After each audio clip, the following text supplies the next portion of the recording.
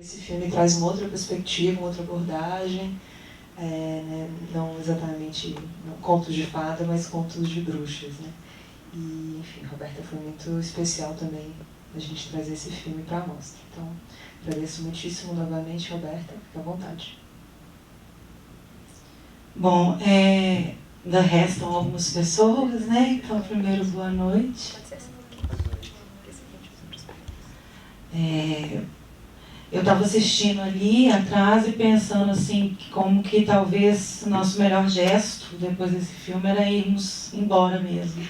Ficar pensando sobre ele, porque qualquer fala, acho que ela é completamente redutora, né? Ou vai tentar categorizar as relações, porque é impossível, né, que a nossa fala não faça isso. Categorize essas relações que são tão ambíguas, né, e tão, de um mundo tão distante, né.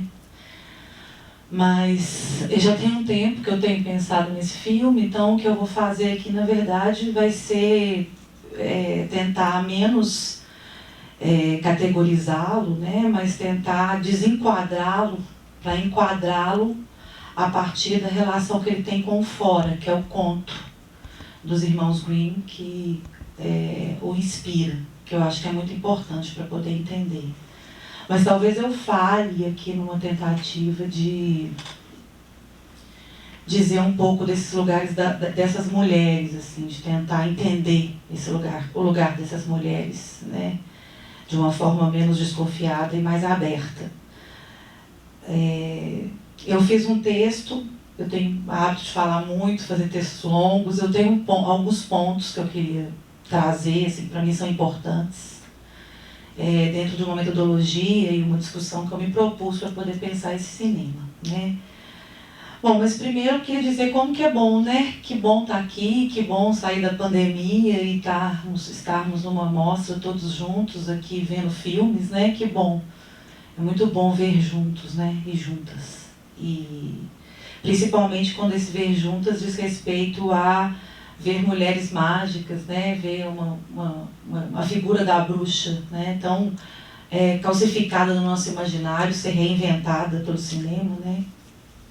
E pensar essas bruxas revisitadas, que eu acho que hoje aparecem como uma linha de força mesmo para o feminismo, né? As bruxas na história delas de abuso, tortura e violência, né? Acho que aparecem como uma forma, né, de resistir não só ao movimento contra-reformista da igreja, né, mas também o capitalismo com seus feitiços próprios, né, que criou dispositivos disciplinares para adestrar as mulheres e conter seus saberes considerados maléficos, perigosos, conter seus corpos, né, considerados lascívios.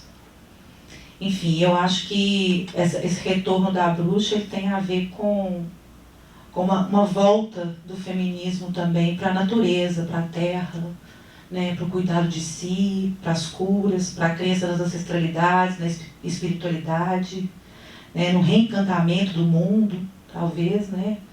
E eu acho que esses fazeres, eles que eram ritualizados, que eram ancestrais, eles proviam, né, para as mulheres no medievo uma segurança ontológica. Mas enfim, eu vou ler aqui falando ao mesmo tempo, ler de uma forma fala. Então, por isso acho que é uma alegria estar aqui nesse momento, nessa sessão de abertura da Mostra CCBB aqui no Rio, cidade onde eu nasci, tem muito tempo que eu não volto. O aroma dessa cidade me lembra a minha infância, as pedras da rua, as fachadas dos prédios, né? Fiquei muito emocionada quando cheguei aqui, né? Então, essa alegria, ela se dobra, né? Porque, além de ser a abertura da mostra aqui no Rio, a gente foi reunir em torno desse filme tão enigmático, né? Que é o The Juniper Tree, ou a mostra traduziu como a Árvore de Zimbro, mas o MDB, a tradução brasileira é Quando Éramos Bruxas. Esse filme é um filme de uma cineasta mulher americana, né, com descendência islandesa, que chama Nitka Kini. Nitka Kini. É um filme que eu acho que fala principalmente sobre duas irmãs e os seus devires, ou seus seres bruxas, né? Que me parece conjugar muito bem a vontade de cinema, de imagem, de escritura fílmica e a vontade de repensar e elaborar as mulheres, as mulheridades, a partir daquilo que nos formou a todas como uma construção literária de forma geral, misógina, portanto machista, os contos de fadas, os contos infantis. Então, portanto, poder ver esse filme numa perspectiva feminista, que eu acho que foi trazida para nós pela embaixadora da mostra, como eu gosto de dizer, que é a historiadora italiana Silvia Frederici, é uma perspectiva que se atualiza, né, a partir da história das bruxas. Em uma palestra no mês passado, oferecida pela ECO do Rio de Janeiro, aqui, a Sueli Ronick em algum momento disse: sobre as mulheres que foram mortas na Península Ibérica durante a Inquisição, não se queimaram só os corpos delas. O que se queimou foi o exercício da potência de criação a partir do deciframento dos afetos. É o que Nietzsche Kine disse que não queria, que esse filme sugerisse qualquer deciframento. Ao contrário, que ele fosse a sensação de experimentar em sua inteireza, em seu tempo e espaço próprio, em sua loneliness. E o que é essa loneliness, ou sadness, que ela fala, da qual ela se refere, senão a melancolia que paira sobre a queima de nossas potências de criação, a decifração e docilização de nossos afetos e corpos. É nesse sentido que a fala da Ronick nos faz pensar quão urgentes são os afetos, quão urgentes são as iniciativas como essa, Mulheres Mágicas, Reinvenções da Bruxa no Cinema. Porque, e aqui eu peço licença para repetir um trecho da minha conferência na abertura online da mostra, né, que já está lá no YouTube, para quem quiser ver, repetir um trechinho aqui, que não é só preciso recontar a história da perspectiva das mulheres, que foi apagada por uma escrita masculina, como esse liame compassado nos permite elaborar sobre forças e formas patriarcais, repressoras, que hoje nos confrontam por meio de novos dispositivos de opressão. Aquelas chamadas bruxas eram, no medievo, para a Igreja Católica, a encarnação da ameaça da sexualidade feminina, que deveria ser freada em sua lascívia, pois seus corpos e almas estavam conjurados com o diabo. Já inferiores perante a lei e heréticas para o cristianismo, as mulheres, não só as mendigas, prostitutas e andarilhas, mas também as campesinas, agricultoras, parteiras e curandeiras, eram consideradas feiticeiras, que manipulavam ervas e poções, matavam fetos e os sacrificavam para fins demoníacos. Pelo papel que desempenhavam na comunidade, por possuírem um saber empírico sobre a natureza e os corpos vivos, capaz de competir com a ciência médica, o período pré-moderno também as condenou por bruxaria, alongando o período da caça às bruxas para além do século XV ao XVIII. Como argumenta Silvia Frederici, conter essas mulheres na esfera privada, como procriadoras e cuidadoras do lar, sem remuneração, era uma forma de assegurar a emergente política econômica mercantil, o trabalho assalariado dos homens e a acumulação de riqueza, que viriam mais tarde a constituir o capitalismo. Porém, o que subjaz a essa narrativa macro-histórica da Igreja contra-reformista e mais tarde também dos comerciantes, é uma micropolítica dos afetos, saberes e desejos que vão sendo decifrados e codificados a fim de que a ameaça da potência criativa, as possibilidades de fazer, agir, se aliançar e produzir novas formas de conhecimento de subjetividades femininas, fosse anulada em prol da obediência a um patriarcado branco, machista e heteronormativo, sedento de poder. Nesse sentido, ser bruxa, do ponto de vista histórico e político, ligava a mulher à terra, às crenças, às epistemes ancestrais, de modo a produzir uma energia de resistência e criatividade, que, uma vez traduzida em poder maléfico, foi disseminada no imaginário popular, perdurando por séculos através da cultura do medo, da expropriação do corpo feminino. Então, daí é que é possível que a gente fala sobre a força do animismo, da espiritualidade, de um devir outro, um devir pássaro, né? Quem mais vai virar pássaro nesse filme, né? De um mundo futuro reencantado da personagem de Bjork, principalmente nessa cena final que a gente acabou de ver, quando sozinha ela contempla da montanha o homem partir, e a ouvimos dizer com a sua voz rouca e seu sotaque islandês: era uma vez 2 crianças cuja mãe era um pássaro. Eles voaram com ela para a terra dos pássaros, mas ela os mandou de volta para o mundo dos humanos, para cuidarem de seu pai. Mas quando retornaram da terra dos pássaros, o pai havia encontrado uma nova esposa e não os reconheceu. Os filhos o chamaram, mas ele não reconheceu suas vozes. E assim eles ficaram para trás e descobriram o que os pássaros sabem. Então é muito importante nesse filme esse saber do pássaro, né? Um outro mundo que se vive encantado. Enfim, há muitos motivos para celebrarmos estar aqui em torno desse filme. E aí por isso também eu quero agradecer imensamente a Carla, a Tatiana, a Carla Italiano, Tatiana, e todas as outras pessoas envolvidas, e ao CCBB pela mostra, pelo convite. Eu descobri The Juniper Tree quando eu estava ministrando pela 2ª vez a disciplina de Estéticas Feministas no PPG-Com da UFMG, e completamente tomada pelo Caliban e a Bruxa, o livro da Sylvia Federici, e também muito encantada por esse filme, que nos permite mergulhar de forma intensa nos mistérios que as epistemologias racionalistas de matriz falocêntrica, burguesa e branca nos fez esconder ou nos fez empurrar para um lugar literário menor, ou um lugar machista em sua gênese, como os próprios contos dos irmãos Grimm, que inspirou o filme da Kim, né?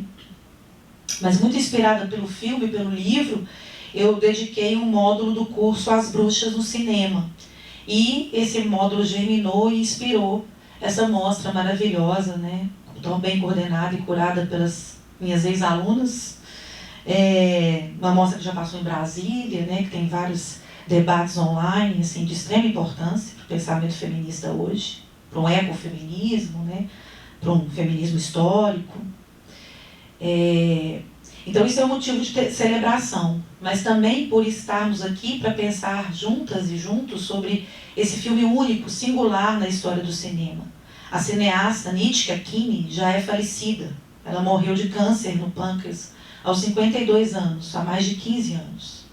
Então ela teve uma carreira curta no cinema, mas deixou esse filme feito durante 4 anos, né, de 1986 a 1990, quando é lançado, que foi feito com baixíssimo orçamento, com a bolsa de estudos Fulbright, que ela tinha, uma bolsa de pesquisa, e que é em nada insuficiente frente a grandes mestres do cinema como Dreyer, o Bergman, o Béla Tarr, né, lembrando aí esteticamente, né, esses cineastas, no seu formalismo, na composição rigorosa, na duração e o misticismo, né, desses cineastas também. O tempo que dura e se faz ver na relação entre as cenas e no interior delas mesmas, e na atmosfera melancólica, mítica que abraça cada quadro e o filme em sua fatura. O filme ele traz a Islândia de forma lírica e ao mesmo tempo bruta, né, em suas rochas, montanhas, paisagens inóspitas, num preto e branco sombrio que constrói um passado não vivido, mas sentido, não vivido por nós, né, mas sentido em seu isolamento social, em sua precariedade, em sua rudeza. E eu acho que ela aqui então consegue, dentro do artifício cinema, alcançar algo do naturalismo, né? Apesar de que essa cópia que tratada, ela ainda fica, as rochas ficam mais artificiais, né? Mas ao mesmo tempo acho que o filme está todo voltado para esse devir natureza, né? Que traz o naturalismo. A atriz islandesa, eu jamais vou conseguir falar o nome dela, porque tem vários acentos que eu nem sei o que é, mas que interpreta a mãe morta das personagens, da Clara e da Magid, ela disse para a diretora, na época que o filme foi lançado, que o filme parecia nascer ele mesmo da cultura islandesa, porque a cultura islandesa é ela mesma muito mítica. Então tem esse poder aí. Eu acho que o filme é também celebrado hoje pela presença da Björk, né? Da cantora Björk, que na época, ainda no começo da carreira, antes inclusive até do seu ingresso no grupo do The Sugar Cubes, e do seu estrelato em carreira solo, interpreta Margit, né, que ganha um protagonismo sutil e crescente no desenvolvimento da narrativa e da mise-en-scène em The Juniper Tree. A partir do filme, retraçamos a história da Björk como atriz de cinema, que não começa mais por uma direção cinematográfica masculina, daquele que dela abusou, o dinamarquês Lars von Trier, em seu Dançando no Escuro, mas se inicia quando ela ainda jovem, em torno de seus 20 anos, e recém-mãe, interpreta essa jovem de uns 13, 14 anos, que é um misto, né, de Santa Bernadette e Joana d'Arc adolescente. Revemos a partir de agora também a história de Björk no universo da música pop, como cantora e performer, seus clipes geniais, já que a sua voz é um elemento importante nos cantos e rimas que ecoam durante todo o filme. Ela coloca a voz da Björk cantando em off, né? Além dos momentos em que a Björk canta, né?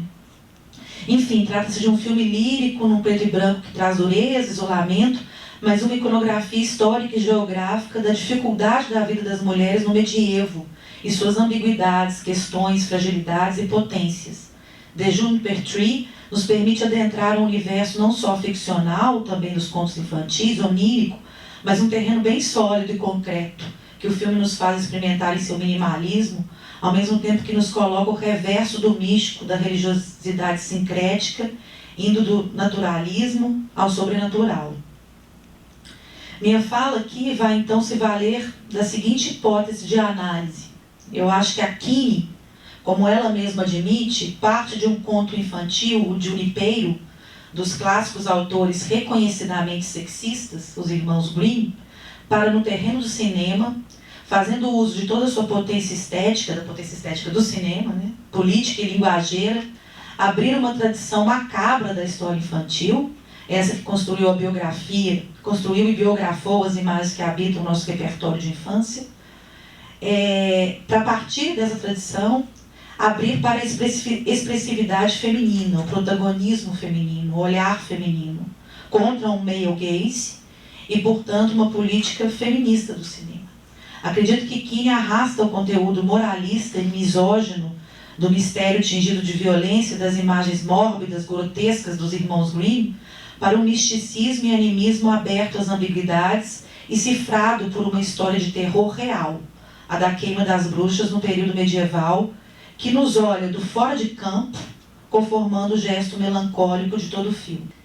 Retorno e dou continuidade, então, à conferência online, na minha abertura da mostra, na qual, ao dividir os filmes da mostra numa cartografia de 3 figurações da bruxa no cinema, a histórica, a caricata e a do amor, aloquei esse filme na primeira, a figuração da bruxa histórica. Esses pontos se atravessam e se constituem, então, aqui, buscando uma pedagogia de análise, né? Um método para percebermos de que modo, a partir de quais aproximações e afastamento, ainda no primeiro experimento, né? Que na lida com o universo do conto infantil, algo sobrevive para que algo mude. Então naquilo que ela se afasta e se aproxima do conto que a inspira, né? Aquilo que sobrevive do conto, mas também que ela muda, que ela transforma. E o que muda escapa à moral da história, incorporando, como eu disse, ambiguidades, delicadeza, duração, experiência corpórea, animismo, feminilidade e, portanto, um feminismo atual, potente, que aponta para outras epistemes, outras retomadas históricas das imagens. Pensemos então como o conto, né, inspirou o filme, porque, segundo a diretora, esse era o conto preferido dela. Ao mesmo tempo que ele a assustava, ele a colocava em pensamento, né? O conto, The Juniper Tree, ele saiu no primeiro volume em 1812, uma coletânea dos irmãos Grimm, ou seja, no século XIX, né? Cerca de um século depois do que é considerado o período da caça às bruxas, que tem seu apogeu entre 1580, 1630 e finda aí na passagem do século XVII para o XVIII. E o conto do Junipero, que eu trago aqui, que eu li, que eu faço referência, é aquele traduzido por David Jardim Jr., que saiu em 1994. Pois a gente sabe que há várias traduções e versões desse conto, a amoreira, a roseira. De início, a história nos parece familiar do conto. Uma rainha sem filhos. Para alguns contos ela é rainha, para alguns ela é apenas uma mulher casada com um homem muito rico. Uma rainha sem filhos se encontra-se no inverno, sentado debaixo de um junipero, ou essa árvore de zimbro, cortando uma maçã. Ao ferir o dedo, desejam um filho corado com sangue e de cútis clara como a neve. Depois de dar à luz ao menino, o filho homem tão desejado pela família abastada, a mãe morre e é enterrada sob a árvore de zimbro. O menino será criado por uma madrasta, mas quando ela tem uma filha, de nome Marlinchen, passa a odiar o enteado, que herdará a fortuna do pai, aquela fortuna que deveria ser destinada à sua filha. A madrasta então mata o menino, decepando sua cabeça com a tampa de ferro grande e pesada de uma arca cheia de maçãs, de onde ele tentava tirar uma maçã. E, como se não bastasse decepar o menino com a arca, faz a filha crer, a filha pequena, a irmãzinha, a minha irmã, que foi ela que o fez. Ela monta o menino com a cabeça e a menina fala que com a mãe que não está conseguindo, que o irmão não está respondendo, aí ela fala, dá um tapinha no rosto dele. Aí a menina dá um tapa, a cabeça dele rola. Então ela acha que foi ela que matou o menino. A esposa madrasta, após decepar o menino, serve a carne dele ao pai no jantar. E Marlinchen, a irmãzinha, que presenciou todo o preparo do prato, recolhe os ossos que sobraram com os restos e os enterra sob o pé do junipero. Dessa árvore nasce um pássaro, e ele cantará ao longo do conto o que aconteceu. Ele vai cantar assim: mamãe me matou, papai me comeu, e minha irmãzinha os ossos colheu. Num lenço de seda piedosa os guardou, e embaixo do zambro o lenço deixou. E ave canora agora sou. É interessante perceber que esse canto, em uma forma de ladainha rimada, ocupa mais a metade do conto em sua repetição. E que a diretora Kini mantém essa dicção no filme, com as rimas, as entoações monocórdicas, nos rituais da Katla, que é a irmã mais velha, e nas cantigas de Majid, menos como repetição do que como um ritmo do filme que gera também uma atmosfera melancólica, onde nada passa, um tempo que dura. Enfim, no conto, o pássaro, ex-menino, vai cantar para ourives, para um sapateiro e trabalhadores de um moinho, em troca de presentes. Um colar que o pássaro joga sobre o pai, os sapatos vermelhos que ele dá à irmãzinha e uma pedra de moinho que ele derruba sobre a madrasta e a mata. Ao final, o pássaro volta à forma humana e então o menino se reúne com o pai e sua meia-irmã. E a história termina com eles jantando felizes, uma família nuclear, sem a figura da mãe, da madrasta ou outra mulher além da menina. Então isso é resumidamente o conto dos irmãos Grimm, do qual aqui se inspira. Vocês já perceberam aí várias correspondências, pela minha leitura aqui.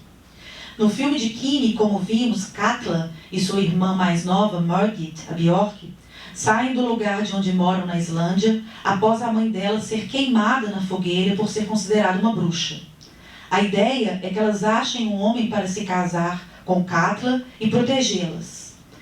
É a compulsoriedade do casamento como forma de proteção das mulheres sozinhas que, no contexto da caça às bruxas no medievo, eram perseguidas pela Inquisição da Igreja Católica. No contexto de perseguição, as duas irmãs, mulheres solteiras, vão buscar então a proteção. Elas precisam achar um marido para a irmã mais velha, pois sem essa proteção, as duas não vão sobreviver. Já no início do filme, vemos Katla mostrar o corpo de uma mulher no rio, a Margit, e dizer que aquela tinha sido apedrejada, pois mesmo fugindo, eles a encontraram e ela estava sozinha. Margit pergunta: eles apedrejaram nossa mãe? E a Katla responde: antes, a queimaram. Nós iremos para onde ninguém nos conhece e achar um lugar para ficar. A Margit pergunta: quem vai nos levar? Aí a Katla responde: vou fazer um feitiço para encontrar o marido. Ele ouvirá a minha voz e nunca me deixará. Vou costurar minhas pegadas em suas roupas e ele me seguirá para sempre. Vou girar 3 vezes em torno dele para unir o seu coração ao meu. Mas ninguém deve saber, nunca poderemos falar. E nós não queimaremos, nós como as outras, não como as outras, porque ninguém nos conhece. Só nesse trecho já fica explícito os aspectos históricos, a força da bruxaria e a relação familiar que quero destacar como algo que Keane introduz no filme e que é bem diferente do conto. Trata-se então de 2 órfãs no contexto do medievo, sobre as quais pesa a descendência de uma mãe bruxa e a cultura do medo que se alastrava entre as mulheres à época, cuja paternidade de nada sabemos, que buscam o homem e usam a feitiçaria para se proteger. E aí então falando das relações de parentesco, né, e o lugar da mulher, como é que essas configurações se dão no conto e se dão aqui. As configurações familiares são diferentes. No conto, a mãe morre e deixa um filho. O pai, viúvo rico, casa novamente e tem uma filha com a madrasta. O filho amará ambas e a madrasta o odiará por razões de ambição, inveja, por ser filho homem, enfim. No filme, a mãe morre e deixa um filho, o pai viúvo, um pobre agricultor, o Johan, que casa novamente com Katla e abriga sua jovem irmã, Margit. A madrasta não será aceita pelo filho, e a nova irmã dele será uma boa companhia. Então a gente já vê uma estrutura mais complexa da família no filme, né? No conto, a madrasta matará o enteado e fará um canibalismo familiar. O picará e o cozinhará, transformando sua carne em chouriço que o pai irá comer até se infartar. No filme Grávida, a madrasta Katla terá conflitos com o filho que a rejeita e numa situação de confronto o desafiará até o ponto de sua morte. Vocês viram, né? Aquele momento que ela, de alguma maneira, o acantona e ele cai. E ele fala: vou virar um pássaro, ela vai me fazer um pássaro. E ele cai. Através de um ritual de bruxaria, ela cortará 2 dedos do menino, do Jonas. Um será colocado em sua boca, depois costurada, e o outro será servido no jantar à família. O canibalismo persiste, porém talvez menos macabro. Diferente do conto, onde a madrasta age por maldade, ganância e em conluio com o diabo, no filme toda a ação de Katla, após o episódio que leva à morte do enteado, é feita de forma pragmática, ritualística, como algo comum e conhecido, parte de uma tradição de crenças, né, chamada aqui de bruxaria. Trata-se de um feitiço ancestral, para que o menino não seja encontrado, ou como ela diz, para que ele não diga nada sobre sua morte. 3 questões aqui concernentes às relações de parentesco parecem importar mais. No conto, a madrasta já é má. Já no filme de Keane, Katla, a madrasta, não é boa ou má. Não se trata desse juízo a priori de valor que coloca as mulheres em divisões estereotipadas, onde só cabe a santa ou a demoníaca, a pura ou a lascívia, a madrasta ou a mãe verdadeira, a bruxa ou a esposa zelosa. Ela é uma mulher condenada por ser filha de bruxa no contexto de perseguição e que precisa do homem para sobreviver e se vê ameaçada pelo seu filho e, sem tocá-lo, acaba levando-o à morte. A outra questão se refere ao fato de que o conto começa pela mãe ainda viva, que morre ao dar à luz. E o filme tem início com a mãe já morta e as órfãs em busca de sobreviver. No entanto, no conto, a mãe deixará de existir. A mãe no conto não passará da primeira página, não será lembrança. enquanto no filme a figura materna é uma lembrança constante, tanto para o menino Jonas, quanto nas visões de Margit. Se na literatura a madrasta tem uma filha, Kinney optou por dar a Catra uma irmã, que aos poucos rouba a cena e se torna a protagonista justamente por ter uma conexão única com a terra, com o etéreo, com os espaços e corpos da natureza, de modo a trazer o misticismo, o sobrenatural, pelos encontros com a mãe que volta dos mortos. Em ambos, conto e filme, as mães são mortas e restam madrastas. Porém, se no conto a mãe é puro esquecimento, o filho chama a madrasta de mãe e sua ausência só é sentida porque a madrasta não pode maternar, no filme, Kinney encena a força das duas mães ausentes. A de Jonas pela lembrança e a recusa de sua substituição, e a de Catra e Margit, figura materna que retorna nessa conexão espiritual com a filha e se põe em cena de forma doce, singela, sempre com um ar de conforto e bondade, que faz duvidar de sua condenação por bruxaria. O filme, diferente do conto, não parte de uma família abastada, mas de duas irmãs pobres vagando sozinhas numa paisagem islandesa montanhosa, vazia, sombria, rude. Ainda que o contexto histórico esteja mais no fora de campo, pois o filme se passa num casebre isolado e em seus arredores, a dificuldade daqueles tempos para as mulheres se impõe, e o espírito melancólico do filme começa a nascer. A vida é sobrevida para elas, é resistência. Catra então vai enfeitiçar esse agricultor viúvo que se apaixonará por ela e a levará junto com a irmã mais nova para morar com ele. Vindas de outro lugar, as mulheres serão recebidas por pai e filho, também uma família sem mãe, como o conto. Contudo, ao contrário deste, o menino Jonas, como dito, não aceita a madrasta. Se no conto o filho do viúvo rico chama a madrasta de mãe e clama pelo seu amor e pela atenção, no filme Jonas sente a falta da mãe. Acredita que a outra não pode substituí-la, pois é pior que ela. E aos poucos desconfia que ela é uma bruxa, repetindo em um dos momentos frasais do filme: She's a witch, she's a witch, she's a witch, she's a witch. Ela é uma bruxa, ela é uma bruxa, ela é uma bruxa. Se assim como em muitos contos dos irmãos Grimm e outros contos de fadas, João e Maria, Cinderela, Rapunzel, Branca de Neve, nesse filme tem até uma citação da Branca de Neve, que é a hora que ela está numa caixa de vidro e ela se vê, e a história dos trolls, que são os anõezinhos, né? Esses contos folclóricos também, na Islândia, né?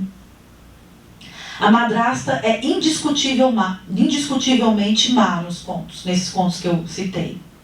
Kinney não vai nos entregar uma vilania feminina por valores baixos, por inveja, ambição, mas apontará para toda uma construção patriarcal e católica de base que fez de Catra uma mulher resoluta, que usa os feitiços que aprendeu, os rituais que pratica, como forma de sobreviver a uma maldição bem concreta que as mulheres ali naquele tempo e naquela região desolada da Islândia vivenciavam. Em algum momento a Margit até fala com o menino, né, que ela não pode voltar para onde elas estavam, porque aquele lugar acabou, as mulheres fugiram, né? Não existe mais um lugar de origem, elas estão vagando sozinhas, né, por ali. E como seu enteado a renega e insiste que ela é má, Catra vai se tornar a madrasta que está sempre em conflito com o menino, o tratando com rispidez na medida em que o teme, ou melhor, que teme que ele desfaça sua segurança, seu refúgio ao lado de um homem. De um simbolismo estrito do conto, passamos para um corte histórico do filme.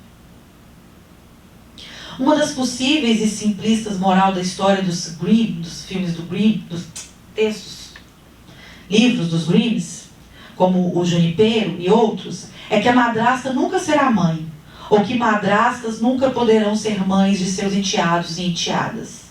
Leia-se: mãe são só mães de filhos verdadeiros. Essa questão ela é muito importante para o feminismo matricêntrico, né? Que diz sobre quem pode maternar e quem materna.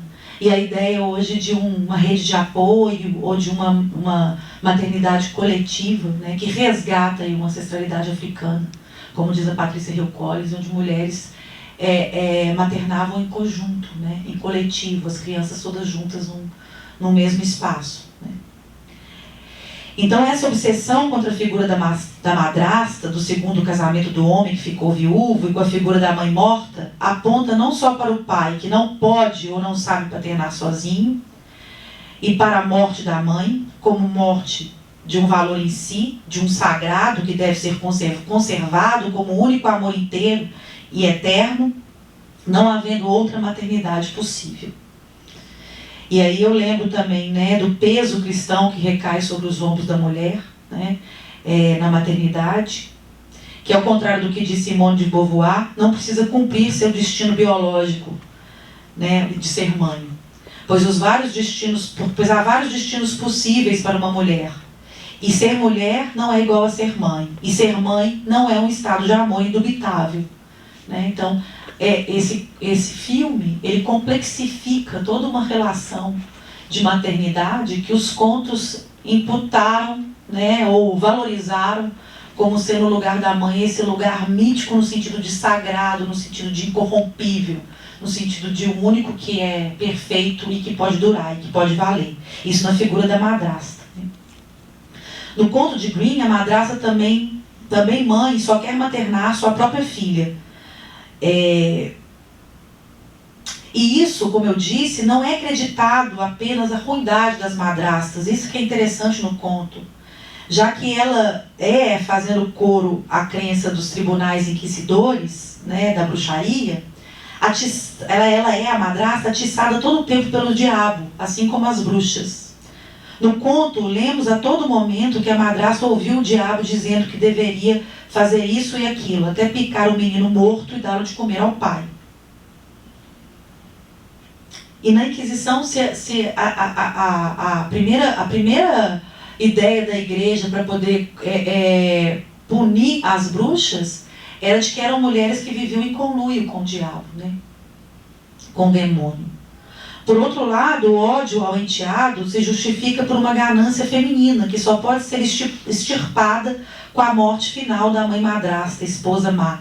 E por isso ela é morta. E o final feliz é aquele em que o pai fica com seu filho, que volta dos mortos, ele deixa de ser pássaro e volta à forma de menino, e saboreando um belo jantar. Né? Além disso, é o filho homem, né, que transformado em pássaro, vinga sua própria morte, matando a mulher que não é sua mãe. Trata-se da madrasta que não materna, um enteado que não consegue amor, portanto deve morrer. E aí é interessante, né, ver que como que o filme vai trabalhar esse animismo e essas formas de relação com a natureza e com os bichos, né? No filme as coisas se invertem e tudo fica mais ambíguo. O ato de decepar a cabeça do enteado e comê-lo inteiro, cada parte, não sobreviverá. Decepada será a moral machista do violento e macabro conto de fadas. Katla não é a madrasta amada, mas rejeitada pelo menino, que como um homenzinho lhe imputa o estigma da bruxa má. A mãe não será uma mulher rica, mas uma mulher boa, também morta. Porém, a figura da irmãzinha será ainda mais complexa. Margit, adolescente que Bjork interpreta, trará a mãe bruxa de volta em suas visões. Né? Então, resumindo essa relação parental aí da família, como esse núcleo propulsor de formas de sexismo ou de formas de dividir a mulher no espaço privado e o homem na esfera pública, no filme ele é bem mais complexo, né? E no conto ele é sempre o lugar da mulher como sendo a egoísta, porque ela não é a mãe verdadeira, e a mãe como sendo a santa, né, que morre, que é insubstituível. E o protagonismo da Bjork, né, da irmã, da Margit. Kiri vai tirar o protagonismo do filho, do pássaro, e dá-lo à irmã da madrasta, que é uma moça em sua puberdade, que em sua fé e crença animista vai ser a única a perceber que Jonas, o menino, ainda vive na pele de um pássaro. Ao contrário do conto, o menino não logrará nenhum êxito masculino, nem com o pai, nem vingando a madrasta que o deixa morrer. A cineasta prefere deixar para os espectadores essa relação ambígua e isenta de uma moral ou mensagem, sobre a incapacidade do pai reconhecer o filho em sua mutação. Ele não se transformará em menino novamente, não ressuscitará, mas viverá como um pássaro cujas relações parentais não mais se sustentam ou valem. Cabe aqui uma inferência do dever animal como fuga da família, enquanto locus privilegiado de construção do patriarcado e do machismo. Então o filme aponta com a revoada dos pássaros para um outro coletivo. Um coletivo completamente diferente desse coletivo da família patriarcal, na presença do homem, né, como essa figura que protege, que centraliza. Assim, Margit, a figura da Margit no filme só pode, assim como a figura da Marge, o filme só pode ser lido pelas bordas, como diz a própria diretora. Ela vai dizer que ela não quer que esse filme, que ela antes dela morrer, ela diz que ela não gosta quando as pessoas perguntam para ela sentidos desse filme, que o filme não tem nenhuma mensagem, nenhuma moral. Ao contrário dos contos infantis, que tem sempre a moral da história, aqui não é para isso. Ela dizia que o importante era o que eu falei no início, né? Sentir o tempo que escorre, né? Que se cristaliza nas montanhas, no tempo do filme. É a sensação do filme inteiro que para ela importa. A figura da Bjork, no filme, ela também vai plantar o ossinho do Jonas na terra, mas não como a menina do conto que planta todos os ossos. Ela planta um momento até difícil do filme, quando ela vê o osso, né, do dedo do menino, e ali também nascerá um pássaro menino. Porém, se a personagem de Bjork faz referência à de Marlenchen, do conto escrito, dela se diferencia muito. Margit não é filha do homem, do pai da família em questão. Não há nenhuma referência de paternidade. E o homem que sua irmã escolheu para enfeitiçar e se casar, Johan, poderá ser seu pai, mas também o filme aponta para uma possibilidade dele ser seu futuro marido, quando a Katla vai embora. Porque tem uma cena em que ela passa a mão nele, tem uma cena em que ela anda na garupa dele. Então há uma sexualidade brotando ali, numa adolescente, né? Aí é o que eu digo, né? Em sua puberdade, a garota existe numa linearidade entre o ser criança e o ser mulher. Mas é no ser criança que sobrevive sua alegria, sua generosidade, a amizade com o menino Jonas. Há aí uma expressividade doce, meiga, pueril e cantante de quem brinca com a natureza. Por outro lado, a melancolia está também aí, na transição da personagem, que por ser mulher, pesa também sobre ela a necessidade de um marido. A irmã questiona, né, sobre o marido. Pesa também o questionamento sobre sua magia e a bruxaria da irmã, um misticismo ainda em conflito. Ela representa esse lugar de passagem, esse limiar, né, de algo que só é no entre. Vemos que ela reza a Ave Maria e ao mesmo tempo que declama seu animismo e sabe sobre rituais e feitiços profanos. Ela está então nesse entre-lugar da puberdade, do sincretismo, da filha ou da mulher, né? Daquela que brinca, mas também protege o menino. Também retira esse entre retira o filme dos vaticínios morais do conto, né? Ou dos contos de fadas, e instaura, junto com a atmosfera e a ambiência da mise-en-scène, uma melancolia que pode ser interrompida pelo cantarolar da menina, mas que está presente na paisagem hostil, na história hostil, no temor de que algo está sempre por vir, não só em muitas cenas, mas na fatura do filme. No momento que ela toca o peito aberto da mãe, parece que ela tem uma visão de alguma coisa, né? Parece que ela está sempre adiantada, né, sobre a relação com os pássaros. Ela canta a história dos pássaros, ela conta o conto dos pássaros na voz da mãe, antes que o menino se transforme em pássaro, né? Ela dá o amuleto para ele, que é o amuleto que ela diz que a mãe, que é da mãe, que vai o proteger, né? Que a mãe virou um pássaro e deixou ali, e faz o menino acreditar nesse devir pássaro, né? Então ela está sempre nesse lugar aí, né?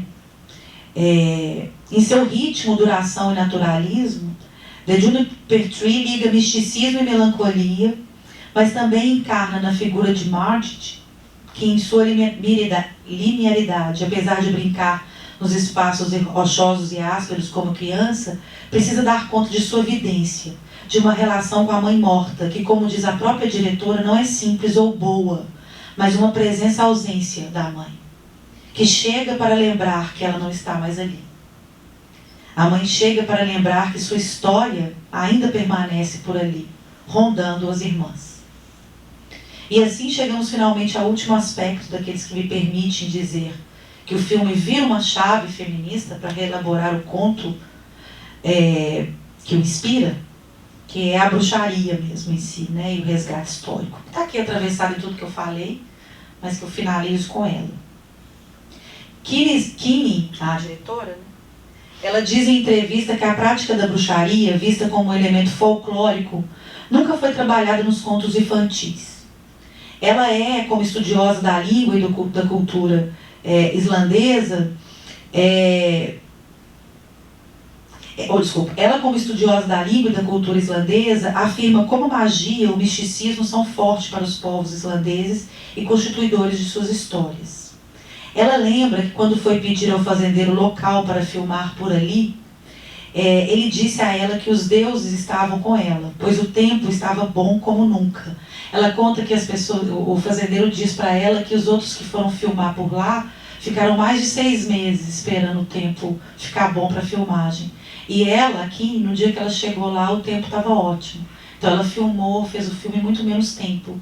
E os camponeses, os fazendeiros que viviam nesse espaço em que ela filma na Islândia, diziam que ela era... que ela tinha essa relação, né, com os deuses de lá, do lugar. A força antes de falar isso, ela fala também que as vestimentas, os sapatos, são todos inspirados nas peças de museu que ela viu na Islândia, então do próprio povo de lá. E a locação interna, ela é feita também em museus que reproduzem os espaços e os casebres da Islândia, né, no medievo. Então a gente vê que a força da atmosfera mística do filme é, portanto, fruto de um trabalho num lugar cultural, quase que retirado dali pelo filme, né? Tem um trabalho de pesquisa, um trabalho de investimento dela ali. E essa força que permite ao ser bruxa outras possibilidades, que não o maléfico, como os demonólogos da Inquisição queriam fazer crer, mas que se refere à constituição mesma da vida campesina, atravessada por crenças ancestrais, saberes tradicionais, formas espirituais e rituais cotidianos que Kinney colheu, catou e pesquisou ali na Islândia. Assim, no filme, o feitiço é menos para fazer mal ao outro do que para fazer viver aquelas que estão sob regime de violência. Além disso, as encarnações do ser bruxa são muitas e bem mais complexas que as normas da igreja quis fazer crer. Katla e Margit são filhas de uma mulher julgada e condenada como bruxa, mas que aparece no filme como a Virgem Maria, que se posta frente a Margit, que por sua vez ajoelha seus pés como uma jovem santa. Eu lembrei aqui, né, o ajoelhar da Santa Bernadette nos filmes de santa, né, que o cinema já fez muitas vezes, ou Joana d'Arc também. Katla e Margit são bem diferentes entre si. Uma mulher determinada, ciente do que lhe ameaça, que usa e domina seus feitiços para alcançar seus objetivos. De ter um marido, de engravidar, de se proteger. Ela tem medo e está lutando pela vida dela. A outra, ainda adolescente, nessa fase limiar, não sabe ainda o poder que tem. Não o controla, mas é atravessado por ele. E talvez aí esteja a graça da sua ambiguidade, né? Talvez ela que carregue, né, o filme para fora desses juízos pré-determinados. Porque quando ela fala que ela acredita na irmã, a gente também acredita. Quando ela fala que a irmã é boa, a gente acredita. A gente acredita no que ela fala. A gente se conecta com ela, né? Tal poder sobrenatural é bem mais misterioso, complexo e grandioso que o fazer diário da irmã. Que é um fazer, um saber desse que ela foi trazendo de geração para geração. Não à toa Katla a questiona sobre suas visões, né? As acredita a uma correspondência que só ela tem com a mãe, que também era vidente. Ela diz que ela parece com a mãe.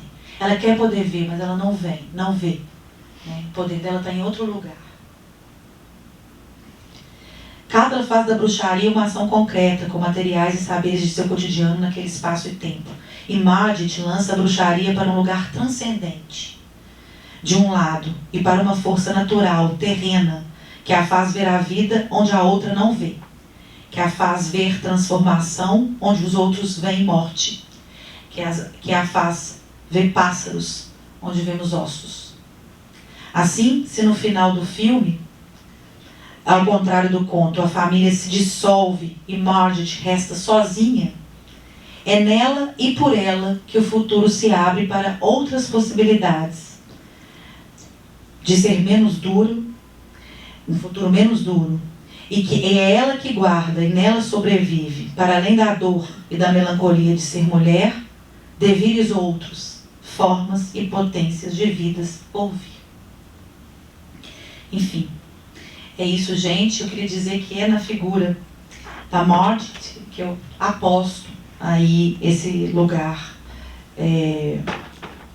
no entre, né? No entre imagens, no entre ser mãe, ser alguma outra coisa, né?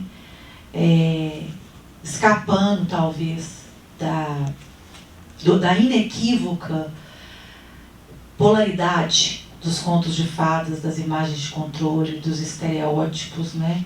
Dos machismos que colocam a mulher ou naquele lugar, né? Das imagens de controle. Eu acho que nela está essa visão aí de uma bruxa que não se reconhece como tal, ela nega, não, eu não sou bruxa, eu vejo e não sei porquê. É um poder que a arrasta e a leva, né? E esse misticismo, eu acho que ele, dela, encanta todo o filme, né? Com a sua magia, sua força. Acho que é impossível sair desse filme e vir para cá falar sem estar meio atormentada pelas imagens, né? Encantada. Enfim, espero que tenha feito algum sentido. Desculpa se ficou confuso, desculpa se foi rápido, e estou aberta às questões. Vou começar aqui passando para a mediadora, mas qualquer coisa que vocês tiverem, questões, estou aberta. Obrigada. Obrigada, muitíssimo obrigada, Roberta. Já deixo, enfim, aberto para se alguém quiser fazer um comentário, pergunta, pode estar aqui com o microfone, para fazer um comentário, enfim, inicial. Enfim, foi incrível te ouvir, foram muitas e múltiplas questões que você traz, né, a partir do filme, então eu acho que né, assim, faz jus também à complexidade do filme e a como ele se esforça, como você mesma disse, para não se encerrar numa moral ou numa interpretação única, unívoca, e sim abrir possibilidades de interpretação e nos deixar, né, maquinando, matutando depois de assistir. Assim. Talvez um ponto que eu trago a partir da sua fala que me despertou muito interesse, e acho que também é um dos pontos que o filme traz, que agrega para a mostra, para a curadoria da mostra, essa né, que vem se repetindo nos filmes da mostra, enfim, para quem não viu, os filmes vão estar aí circulando, que é como a bruxa coloca em xeque, enfim, torna explicita talvez a complexidade dessa relação entre mulheres e natureza.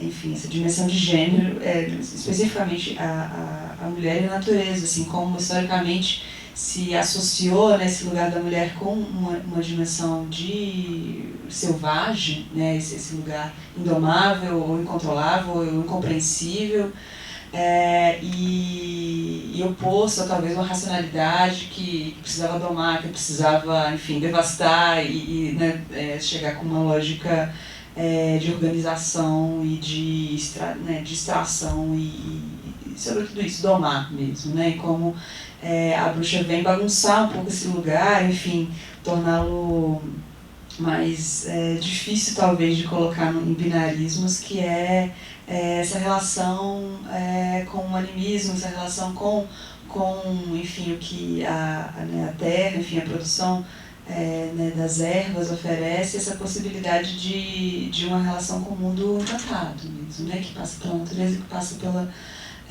pelos animais. E essa leitura que você traz, enfim, a partir dessa incrível aproximação entre conto e filme, né, desse devir animal como talvez uma possibilidade assim, de escapar, de extrapolar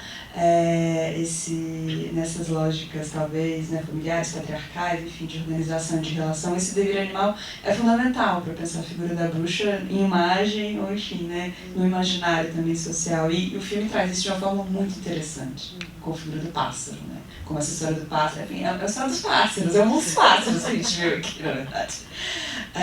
E a Margit com essa ponte, né, entre mundos. Ela faz essa possibilidade, essa construção, né? Enfim, estou fazendo um comentário, gente. Enfim, se quiser responder, comentar. É importante pensar assim que esse mundo é um mundo ficcional que ela cria, mas que ele, anacronicamente, ele tem uma relação histórica. O que eu tentei mostrar, que eu acho que é muito forte que ela coloca, é que tem um fora de campo da Queima das Bruxas, que começa lá desde o início, que marca toda a relação delas com o mundo. Então tem algo histórico, concreto, vamos dizer assim, um acontecimento que está se dando.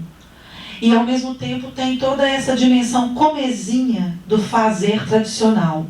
Que é interessante a gente ver uns filmes como O Mestre Louco, do Jean Rouch, ou esses filmes que o Jean Rouch faz, os filmes de cultura africana, que tem tantas formas de um fazer ancestral que nos arrepia.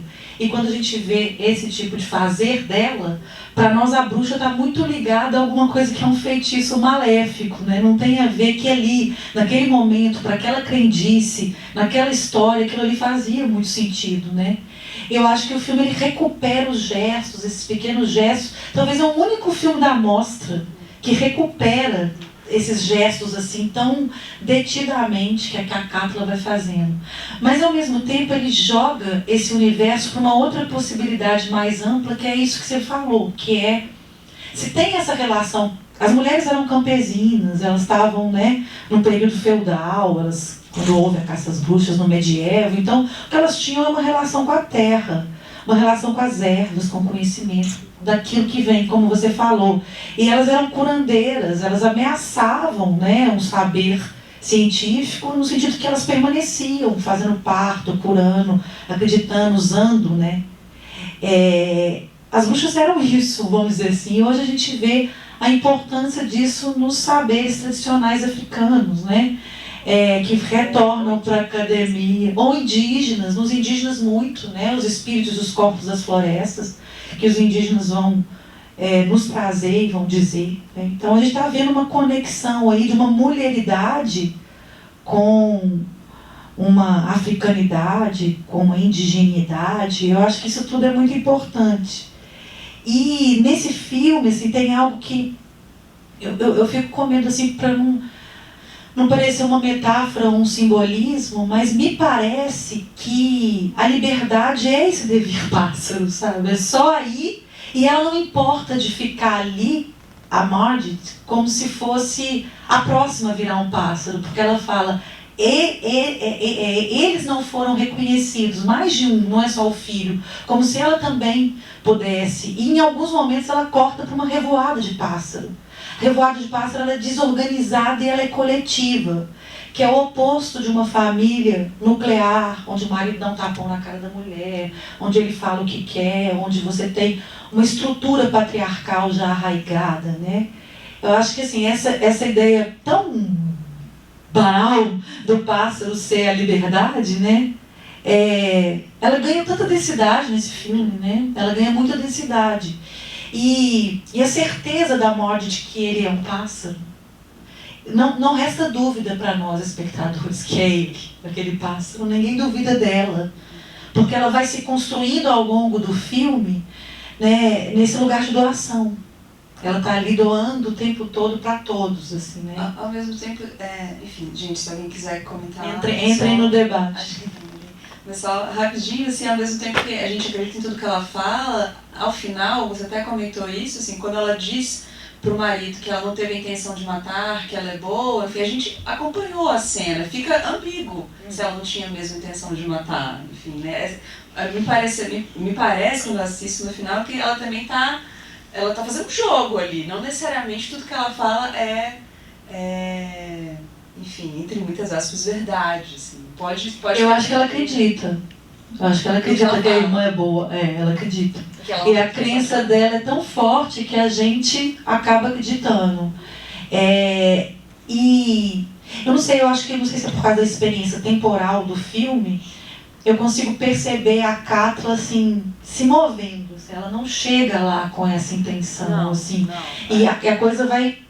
e como eu falei, ela é prática, né? Assim, uma questão, o menino tá ali, ele tá... é ela ou eu, é ele ou eu, tem algo assim, né? E... enfim, pode perguntar. Olá, boa noite. Boa noite. Primeiramente, muito obrigada. Eu gostaria de primeiramente saber se esse texto vai estar disponível em alguma plataforma. Tem um outro texto que vai estar disponível no catálogo, que é que eu falo de vários filmes. Esse texto eu comecei a trabalhar tem um tempo, da época da disciplina, a relação entre o conto e o filme. E espero conseguir publicá-lo. Não aviso, quando eu conseguir publicar, vocês vão ver por aí. Nós esperamos também. Primeiramente, eu nem sei como começar. Eu tive tantos insights ao longo desse filme, porque eu vim da roda de leitura sobre a Eufrásia Teixeira Leite, que tem o Clube da Leitura, foi a minha primeira participação e foi uma discussão sobre a vida dela. E eu não sabia, na verdade, é um romance, ele não é biográfico, ele se baseia numa biografia, mas cria personagens. Então a autora ela foi revelando hoje elementos que eu não sabia, como por exemplo, a Eufrásia ela não tinha uma boa relação com a mãe, ela tinha uma irmã mais velha que não se casou e, portanto, ela foi mais cobiçada por ser uma mulher rica, mas de repente os pais faleceram e ela foi educada para ter consciência financeira e poder seguir a vida dela sem marido, e ela optou por não casar com Joaquim Nabuco, que também não foi criado pela mãe, foi criado pela Isso que você está nos contando é um outro evento. Isso, que eu vi antes da... Desculpa, eu fui da leitura do CPBB.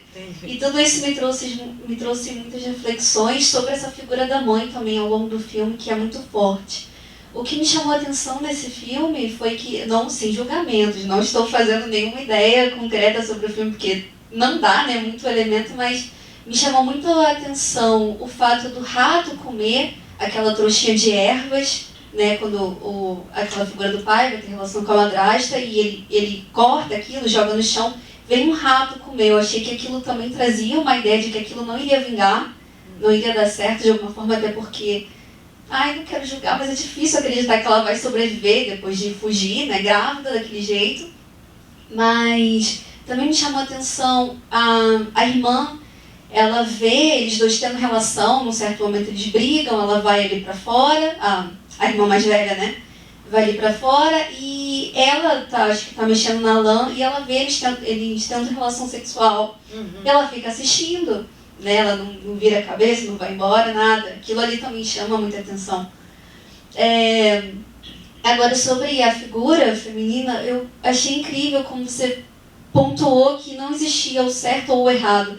Porque parece, pelo menos na minha concepção, tá claro, que a personagem mais nova, irmã mais nova, é Mergit, né, o nome dela? Desculpa se eu não estou falando certo, mas ela parece trazer a imagem daquela bruxa boa, de uma certa bondade, uma certa inocência. E a irmã, por mais que ela também nos traga a ideia de uma bondade, de uma malícia, ela também nos parece boa, porque tanto é que ela fala o tempo todo que a irmã é boa. E apesar disso, a gente vê ela fazendo as magias e tal, e nos leva a uma percepção de que tem alguma coisa errada, que está fazendo magia e tal. E, caramba, isso parece que vai de encontro ao que vocês falaram sobre a figura hoje que a gente tem de bruxa e tal. Isso me remeteu muito a Pombagira, né? Eu sou da Umbanda, me remeteu muito a essa figura de talvez fazer o feitiço, fazer a magia, seja uma coisa ruim. Na verdade, são só duas magias diferentes. A irmã mais nova, que tinha essa coisa da visão, e a irmã mais velha que praticava com as ervas, com as coisas. E isso não torna uma boa nem a outra ruim. E, enfim, muito obrigada. Nossa, obrigada. Não, só um comentário a partir, né, do comentário também que eu ouvi a Roberta, assim, isso, a figura da Cátula realmente, né, a relação, como cada uma lida com o que se chama bruxaria, enfim,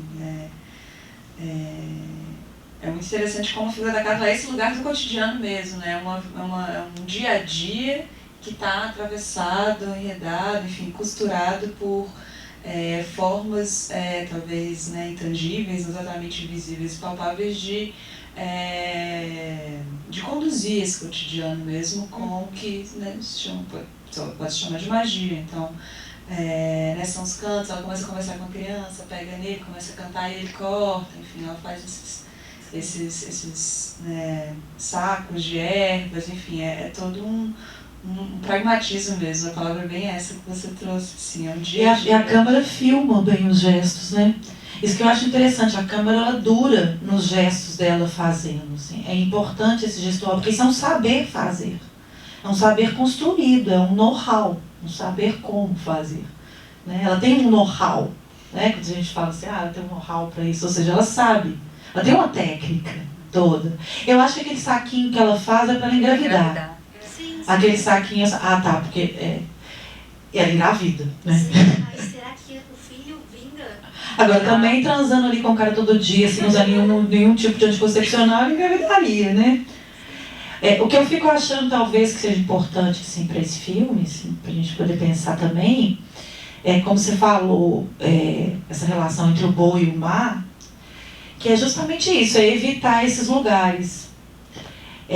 Só que eu acho que a Bjork, a Katla, eu acho que ela escorrega mais, né? Ela tem a maldade dela, mas a personagem da Bjork, eu acho que ela é cândida, ela tem um misto, assim, né, de ainda uma fragilidade da infância que toca. Então, quando a gente percebe que ela está vendo o ato sexual dos dois, nos incomoda, né? Não deveria ela virar a cara? Porque ela está vendo. E aí que eu acho interessante a questão da linearidade, né? A linearidade é esse processo no qual descobertas estão sendo feitas, esse processo potente aí, né? De uma inclusão em um lugar social e tal, que ela ainda não tem, né? Ela está... Por isso que ela parece que orbita em torno dela todas essas forças sobre as quais eu falei aqui, a família, o lugar do pai, que é também o marido da irmã, mas que também tem um desejo, que ela também tem que ter um marido, a vidência, a mãe que morreu, mas que aparece para dizer que não está, né? Para mostrar que ela não é, né? Ser, para mostrar que não é, né? De alguma maneira, e que ela só vai tê-la ali, daquele jeito, né? E que isso é um lugar de condenação, então lembrando dela desse lugar. Então essa dimensão do entre é que é importante perceber que ela está entre o sexo e a pureza. Ela tem algo de puro, de cândido, daquela que com aqueles olhinhos parece rezar com a mãe, né? Se a gente vê aqueles filmes da Lúcia, Jacinto e Francisco, né? Os três pastorzinhos que viram a Virgem Maria de Fátima, aquele jeito, né, nos filmes, né, estou falando como eles estão postos em cena nos filmes, né. Eu lembro muito, até na minha aula eu trouxe uns fotogramas no filme que chama Santa Bernadette, agora não estou lembrando o nome do diretor, a figura do rosto lembra muito da Bjork, da atriz, e o jeito com que ela olha, então tem uma santidade ali. Mas ao mesmo tempo ela vai lá e toca o corpo da irmã, junto com o corpo, ela não toca só ele, ela toca a irmã e ele, né? Seio, né? E por isso que o filme ele fica, parece que ele está sempre, algo vai acontecer, né?